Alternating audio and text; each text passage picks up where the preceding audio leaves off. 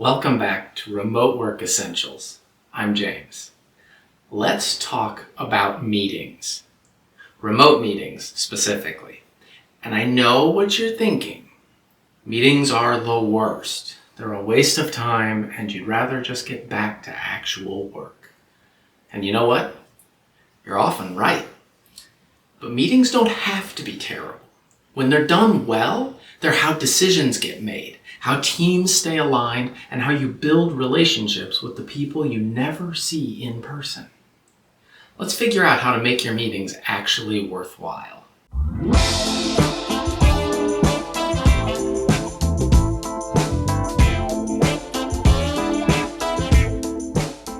Before we talk about running good meetings, let's talk about not even having meetings. Here's a simple test.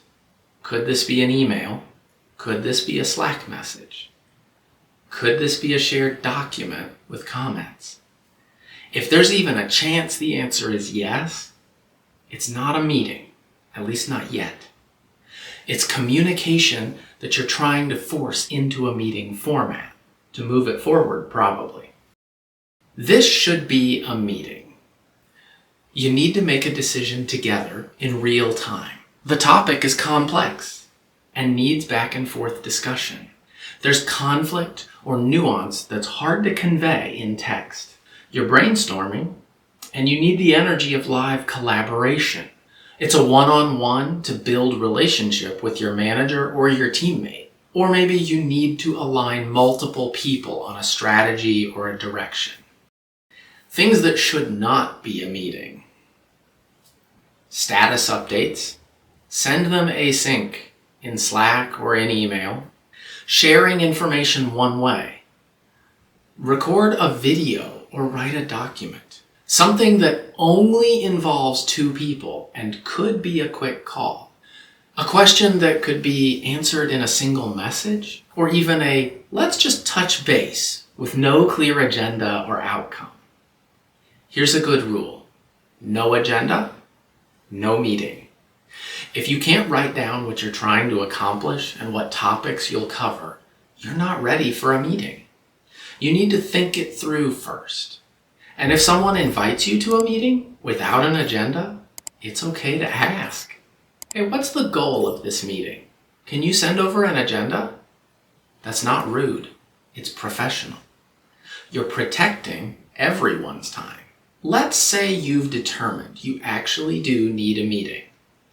Here's how to set it up right.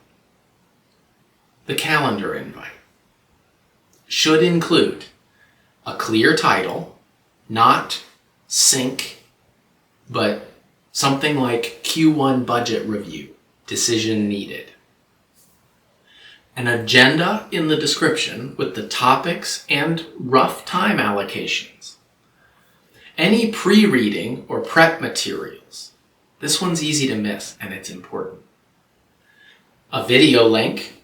Oftentimes, tools will help add these for you automatically now.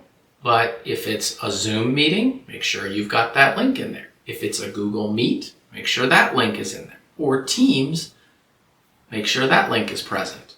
Make sure you've got the right one for the meeting you're doing. Expected outcomes. So by the end, we will have decided X and we'll have assigned Y. Send this at least 24 hours in advance. People need time to prepare. Agenda template. So here's what a good agenda might look like. Q1 budget review. 30 minutes. The goal is to finalize Q1 budget allocation across teams. 5 minutes. Review the current budget proposal. See the document. 10 minutes. Discussion. Marketing versus product allocation. 10 minutes. Decision. Final numbers.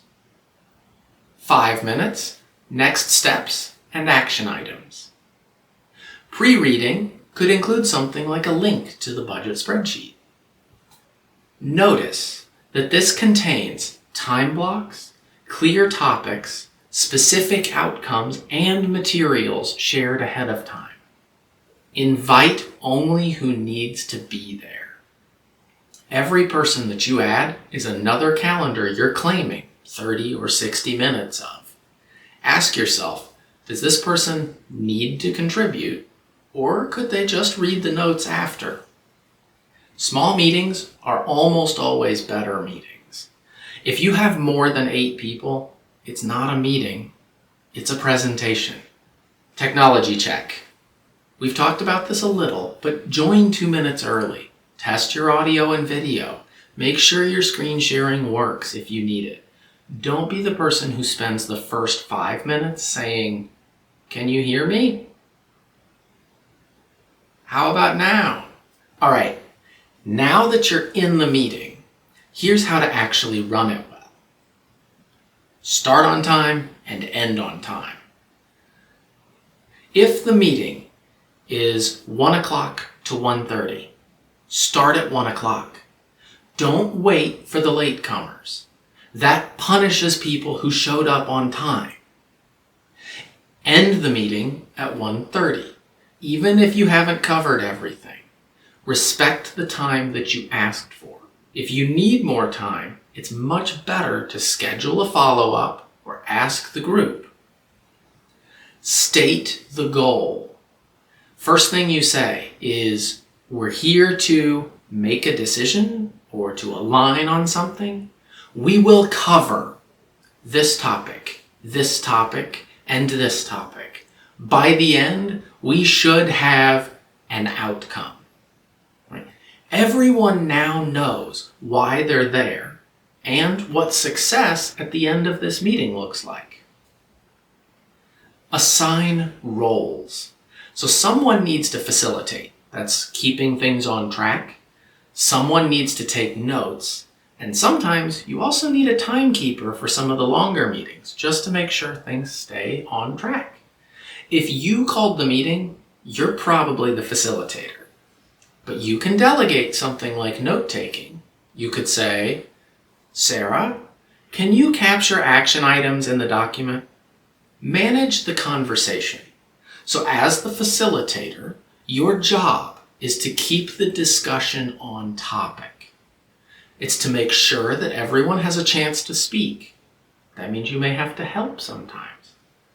Redirecting if things go off track. So for instance, you could say, "That's an important idea. Let's put it in the parking lot and come back to it." Watch for people kind of trying to speak, either raising their hands in a tool or unmuting their mic. Use the chat where you can. "That's a great point in chat from Alex. Let's address that." So you're calling attention to the things that do need attention, but you're keeping it on track. The parking lot. Keep a list of the off-topic items that come up. You can say, "Good point. Let's parking lot that for now and come back to it if we have time." This validates the contribution without derailing the meeting. At the end, you can address those items if time permits, or you could schedule separate discussions to handle them. Make decisions clearly. So when you make a decision, say it out loud and clearly. "Okay, so we are deciding to move forward with option B. Is everyone aligned on that?" Pause. Let people object if they need to. Then, document it in the notes. Ambiguous decisions will lead to confusion later, so be explicit. Action items in real time. As action items come up, capture them immediately. What needs to be done, who's doing it, and when it's due. Don't wait until the end. You may well forget something. Capture as you go in a shared doc that everyone can see. Video on or off. We've touched on this a little bit, but this does depend on your company culture. Generally speaking, some rules of thumb might be, for small meetings, say 6 people or less, video on shows that you're engaged as either a team member or a lead. Larger meetings, video off is usually fine unless of course you're speaking, especially if presenting. One-on-ones, video is usually a good idea because you're trying to build connection, so it's important to see them and exchange with them. All hands or presentations, attendees usually are not on camera, but presenters usually are. If you're not speaking and it's a large meeting, turning off video is actually kind of considerate. It reduces the bandwidth, right? We talked about that in the tech side. But it also reduces visual clutter for all of the other attendees. Let's address the elephant in the room. Video calls are exhausting. There's actual science behind this. On video calls, you are staring at faces, including your own, at an unnatural proximity. You're hyper aware that you're being watched. You're missing normal body language cues. Most of the time, you can't even see most of the body of the attendees. You're also sitting still to remain in frame and centered in an unnatural way. Your brain is going to be working overtime to process all of this. So how do you combat Zoom fatigue? Hide self-view. A great simple tip. Seeing yourself all day is cognitively draining. You don't need to watch yourself. Take audio-only calls if it's possible. If it's a one-on-one that doesn't really require screen sharing, suggest audio only. Go for a walk while you talk to the person. Build in breaks. Don't schedule back-to-back meetings where possible. Leave a few minutes between calls to stand up, look away from the screen, get some water. Just take a minute to breathe. Consider some meeting-free blocks. Some companies even do no meeting Fridays. Even no meeting mornings can really help people feel like they're prepared by the afternoon. Not every conversation needs to be a video call. Sometimes a phone call is completely fine, or even better. The meeting doesn't end when everyone hangs up. You're going to need to close the loop. Send notes within 2 hours. So while everything is still fresh, send a summary. Talk about any key decisions made, any action items with owners and their deadlines, any parking lot items, and specifically what you're going to do with them. Also, where appropriate, share a link to the recording if there is one. This doesn't need to be a dissertation. Bullet points are just fine. The goal is just shared understanding.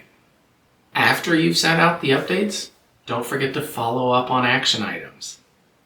If you assigned an action item, check in on them. Don't just assume that they're going to get done.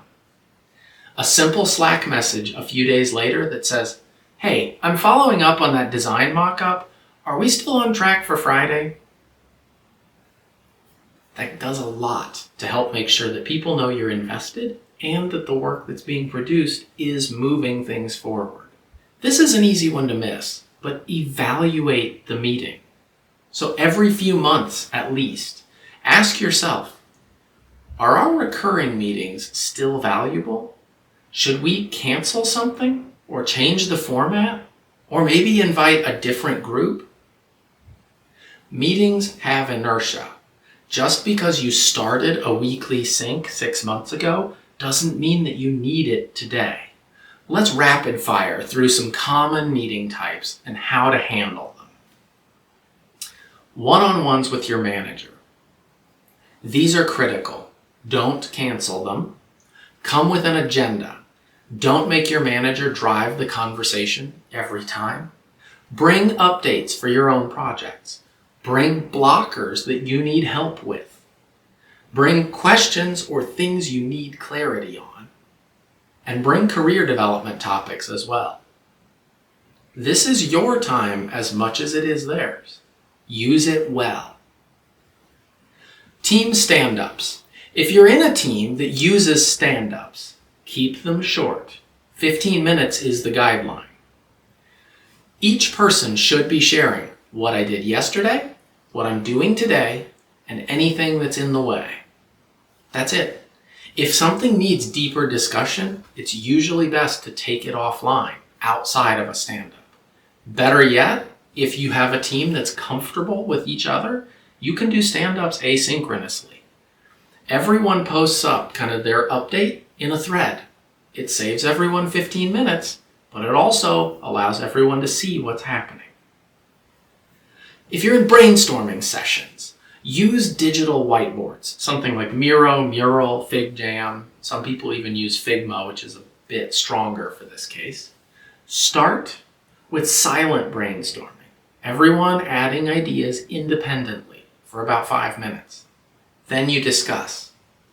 This prevents groupthink and gives introverts a chance to contribute before any extroverts might dominate the conversation. If you're looking at all hands or like town hall style meetings, these are presentations, not discussions. Keep them engaging. Short presentations, visuals, maybe use some polls to help with engagement. Use chat for Q&A. Consider tools like Slido for anonymous questions. Record them for people who can't attend. For client calls, prepare more than you think you need to. Have your materials ready. Anticipate the questions they may ask. And if it's high stakes, you should practice. Assign roles ahead of time. Who's leading? Who's taking notes? Who's handling technical demos? Follow up with a summary email within 24 hours. Here's something pretty powerful. Decline meetings that are not a good use of your time. If you're invited to a meeting that has no agenda, ask for one. If it's not relevant to your work, politely decline. I don't think I'll have much to contribute here. Can I catch up on the notes afterward? If you have too many meetings, talk to your manager. I'm spending 20 hours a week in meetings and I can't get my actual work done. Is there some way we can cut back? A good manager will appreciate this. You're protecting your own productivity. All right, so here's your action item. Look at your calendar for the next week. For every meeting, ask the question, is this necessary? Does it have an agenda? Am I the right person to be there?